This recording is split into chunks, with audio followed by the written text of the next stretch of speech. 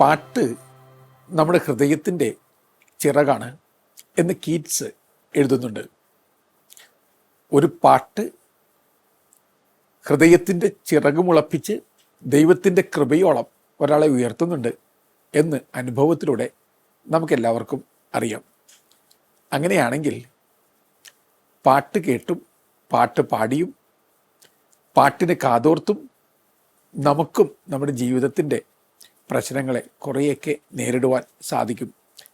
അതിനെക്കുറിച്ച് നമുക്കിന്ന് ചിന്തിക്കാം. ഒന്നാമതായിട്ട്, പാട്ട് കേട്ടിരിക്കുമ്പോൾ ഒരാളിലുണ്ടാകുന്ന മാറ്റങ്ങൾ എന്തൊക്കെയാണ്? അയാളിൽ എൻഡോർഫിൻ എന്ന ഫീൽ ഗുഡ് ഹോർമോൺ ഉണ്ടാകുന്നു. സുഗതമായ പുഴയൊഴുക്ക് അനുഭവമാണ് അത്. അതായത് ഒരാൾ പാട്ടിൽ അലിഞ്ഞു നിൽക്കുമ്പോൾ എൻഡോർഫിൻ എന്ന സുഗത ഹോർമോണിൻ്റെ പുഴയൊഴുക്ക് മഴപ്പെയ്ത്ത് അനുഭവം ഉണ്ടാകുന്നു. അയാൾക്ക് പുതുജീവൻ കിളിർത്തു വരുന്ന ഒരു എക്സ്പീരിയൻസ് ആണ് അത്. രണ്ടാമതായിട്ട്, അയാളിങ്ങനെ പാട്ടിൽ അലിഞ്ഞു നിൽക്കുമ്പോൾ ഡൊപ്പാമിൻ എന്നൊരു ഹോർമോൺ ഉണ്ടാകുന്നു. ഡൊപ്പാമിനെ പ്ലഷർ ഹോർമോൺ എന്നാണ് വിളിക്കുക. അതായത് ആനന്ദത്തിൻ്റെ ഹോർമോൺ. അപ്പോൾ നിങ്ങൾ ചില നേരങ്ങൾ പാട്ടൊക്കെ കേട്ടിരിക്കുമ്പോൾ പറഞ്ഞറിയിക്കാനാവാത്തൊരു സന്തോഷം വരും. അല്ലെങ്കിൽ നിങ്ങൾ ദൈവത്തെ പ്രകീർത്തിച്ചുകൊണ്ടൊക്കെ പാട്ട് പാടിയിരിക്കുമ്പോൾ കണ്ണ് നിറയുന്നു, നിങ്ങളുടെ മുഖം പുഞ്ചിരിയുടെ പ്രകാശം കൊണ്ട് നിറയുന്നു. അതിൻ്റെ കാരണം ദൈവികമായിട്ടുള്ള തലോടൽ തീർച്ചയായിട്ടുണ്ട്. അതോടൊപ്പം തന്നെ മാനുഷികമായ മാറ്റങ്ങളുണ്ട്. ഈ ഡൊപ്പാമിൻ നന്നായിട്ടുണ്ടാകുമ്പോൾ അവർ വളരെ ഹാപ്പിയായി മാറുന്നു. പിന്നെ ഓക്സിറ്റോസിൻ എന്ന ലവ് ടോണിക് എന്ന് വിളിക്കപ്പെടുന്ന ഹോർമോൺ അതും ഉണ്ടാകുന്നു. അതോടുകൂടി കുറച്ചും കൂടി സ്നേഹം തോന്നുന്നു. ഇങ്ങനെ എന്തെന്ത് മാറ്റങ്ങളാണ് ഒരു പാട്ട് നിങ്ങൾക്ക് നൽകുക.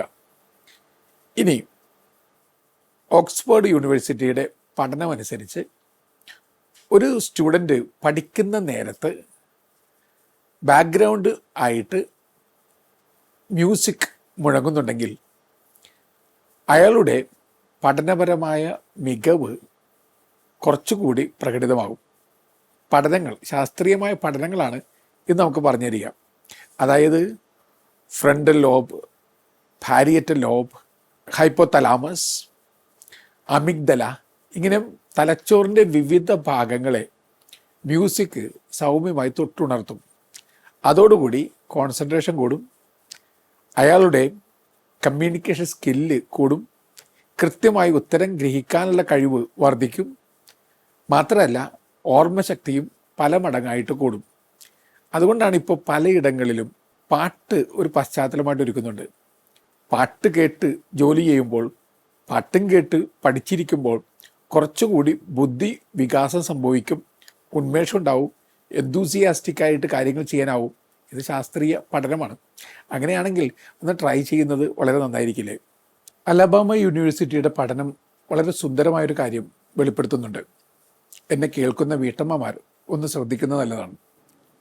ഈ പഠനം പറയുന്നത്, നിങ്ങൾ കുക്ക് ചെയ്യുമ്പോൾ നിങ്ങളുടെ കിച്ചണിൽ പശ്ചാത്തലമായിട്ട് നിങ്ങൾക്ക് ഇഷ്ടമുള്ള പാട്ടുകളൊക്കെ പ്ലേ ചെയ്യപ്പെടുന്നുണ്ടെങ്കിൽ ആ പാട്ട് നിങ്ങളെ സ്വാധീനിക്കും.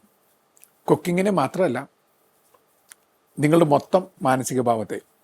അകത്ത് ഡൊപ്പാമിനും എൻഡോർഫിനും മറ്റുണ്ടാകുന്നത് കൊണ്ട് നിങ്ങൾ കുക്ക് ചെയ്യുമ്പോൾ ആ ഭക്ഷ്യ വിഭവത്തിലേക്ക് വരെ നിങ്ങളുടെ സന്തോഷം പകരാം.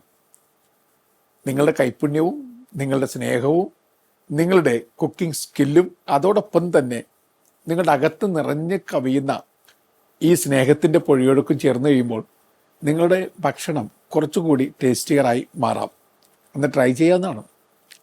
വീണ്ടും സദേൺ മിസിസിപ്പി യൂണിവേഴ്സിറ്റിയുടെ പഠനമനുസരിച്ച് ദാമ്പത്യ ബന്ധങ്ങളെ കുറച്ചുകൂടി സുന്ദരമാക്കി ആഴങ്ങളുള്ളതാക്കി മാറ്റാൻ മ്യൂസിക്കിന് വലിയ പ്രാധാന്യമുണ്ടത്രേ. അവർ പറയുന്നു, വീട്ടിൽ പ്രാർത്ഥിക്കാനും അതുപോലെ തന്നെ ഒരുമിച്ച് സംസാരിക്കുവാനുമൊക്കെ ചേർന്നിരിക്കുമ്പോൾ പാട്ടിൻ്റെ പശ്ചാത്തലം കൂടി ഉണ്ടെങ്കിൽ തീർച്ചയായിട്ടും അത് വളരെ നന്നായിരിക്കും. കാരണം പാട്ട് അറിയാതെ ഹൃദയങ്ങളെ അടുപ്പിക്കുന്നുണ്ട്. നേരത്തെ പറഞ്ഞതുപോലെ ഓക്സിറ്റോസിൻ എന്ന ലവ് ടോണിക് നമ്മുടെ ഹൃദയങ്ങളിൽ നിറക്കുവാനായിട്ട് പാട്ടുകൾക്ക് സാധിക്കും. അതുകൊണ്ടാണ് നല്ലൊരു മ്യൂസിക് പീസ് നമ്മൾ കേട്ട് കഴിയുമ്പോൾ, അല്ലെങ്കിൽ നല്ലൊരു പാട്ട് നമ്മൾ കേട്ട് കഴിയുമ്പോൾ അറിയാതെ കണ്ണ് നിറയുന്നത്, അറിയാതെ മുഖത്തൊരു പുഞ്ചിരി വരുന്നത്, അറിയാതെ നമ്മൾ പ്രിയപ്പെട്ട ആളുകളെയൊക്കെ ഓർത്തു പോകുന്നത്.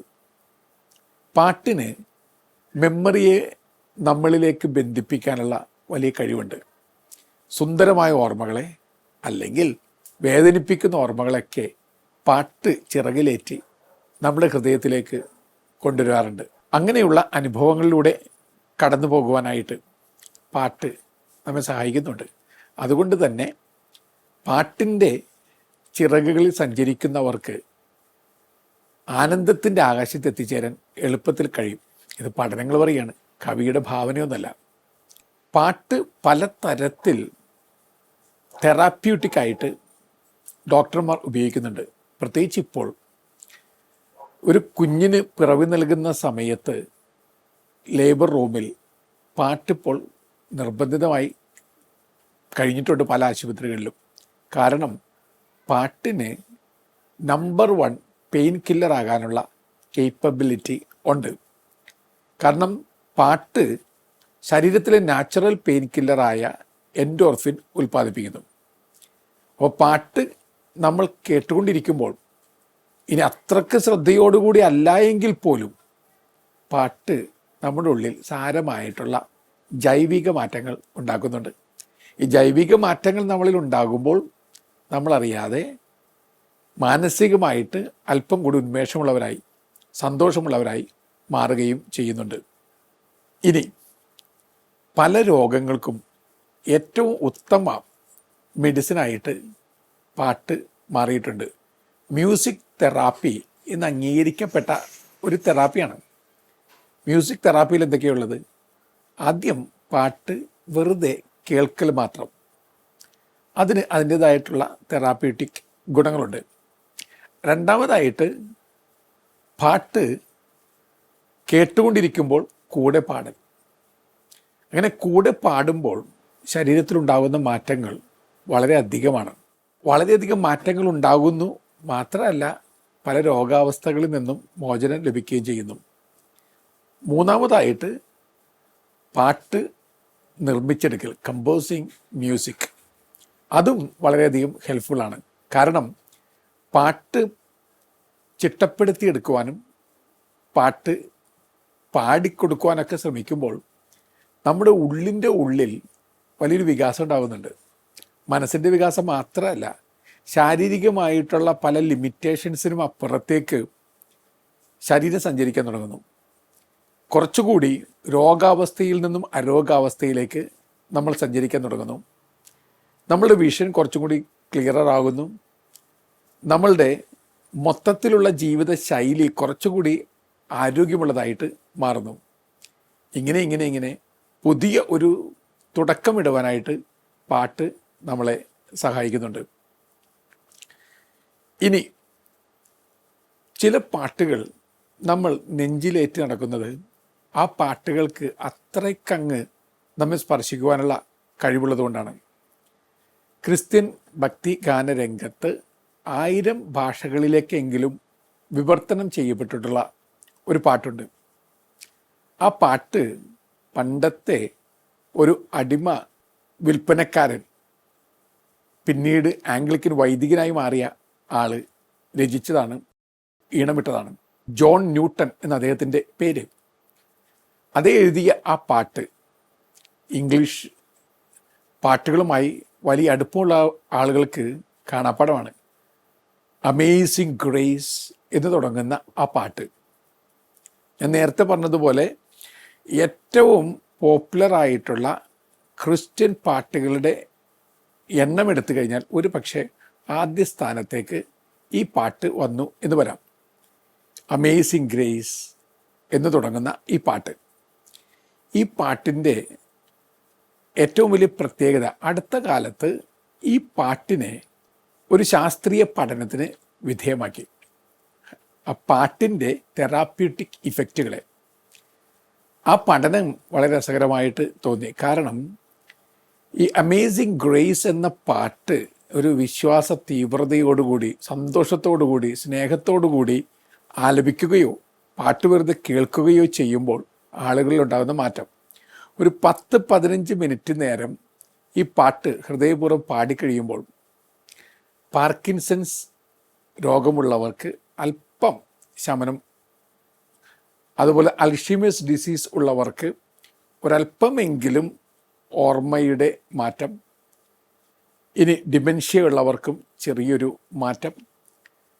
വീണ്ടും ഈ പാട്ട് ഹൃദയപൂർവ്വം കേൾക്കുന്ന ആളുകൾക്ക് അല്ലെങ്കിൽ പാടുന്ന ആളുകൾക്ക് കാർഡിയോ വാസ്കുലർ ഡിസീസിൽ നിന്നും താൽക്കാലികമായെങ്കിലും ഒരു ശമനം. ഇനി ഈ പാട്ട് 3/4 ആ ഒരു ഋതത്തിൽ വരുന്ന പാട്ടാണ്. അപ്പോൾ ഈ പാട്ടിൻ്റെ പ്രത്യേക പാറ്റേൺ നിമിത്തം ഈ പൾമണറി ഡിസീസുള്ള പലർക്കും, ശ്വാസകോശ സംബന്ധമായ ഡിസീസുള്ള പലർക്കും ചെറുതായിട്ടെങ്കിലും രോഗശമനം ഉണ്ടാകുന്നതായിട്ട് ശാസ്ത്രീയ പഠനങ്ങൾ തെളിയിച്ചിട്ടുണ്ട്. മാത്രമല്ല ഈ പാട്ട് ക്യാൻസർ പ്രതിരോധ ശുശ്രൂഷയിൽ ഏർപ്പെട്ടിരിക്കുന്നവർക്ക് സഹായമായിട്ടുണ്ട്. കാരണം ഒരു റിലീഫ്, സ്ട്രെസ് മാറ്റിക്കൊണ്ട് ശരീരത്തിൽ കുറച്ചുകൂടി സ്വസ്ഥത നൽകുന്ന ഒരു അന്തരീക്ഷം സൃഷ്ടിക്കുന്ന ഒരു ദൈവികമായൊരു അന്തരീക്ഷം അങ്ങനെ ഉണ്ടാകുമ്പോൾ ഈ പാട്ട് പലപ്പോഴും പലർക്കും വളരെ തെറാപ്യൂട്ടിക്കായി മാറി. മാത്രമല്ല ഈ പാട്ട് പാടുന്ന ആളുകൾക്ക് സ്ട്രെസ് വളരെയധികം കുറഞ്ഞു. ഇനി ഒരു 15 മിനിറ്റ് നേരം ഈ പാട്ട് കേട്ടുകൊണ്ടിരിക്കുന്ന ആളുകളിൽ അവരുടെ ബ്ലഡ് ഫ്ലോ കുറച്ചുകൂടി സുഗമമായിട്ട് മാറി. ഇങ്ങനെ ഈ ഒരു പാട്ട് തെറാപ്യൂട്ടിക്കായിട്ട് മിറക്കിൾ സോങ് പോലെയായി മാറി. അപ്പോൾ അതുപോലെ തന്നെ പല പാട്ടുകളും എടുത്തു നോക്കിക്കഴിഞ്ഞപ്പോൾ ഈ പാട്ടുകൾക്ക് ആളുകളെ ജീവിതത്തിൽ ഒരുപാട് മാറ്റമുള്ളവരാക്കി മാറ്റാനുള്ള കഴിവുണ്ട് എന്ന് തെളിയിക്കപ്പെട്ടു.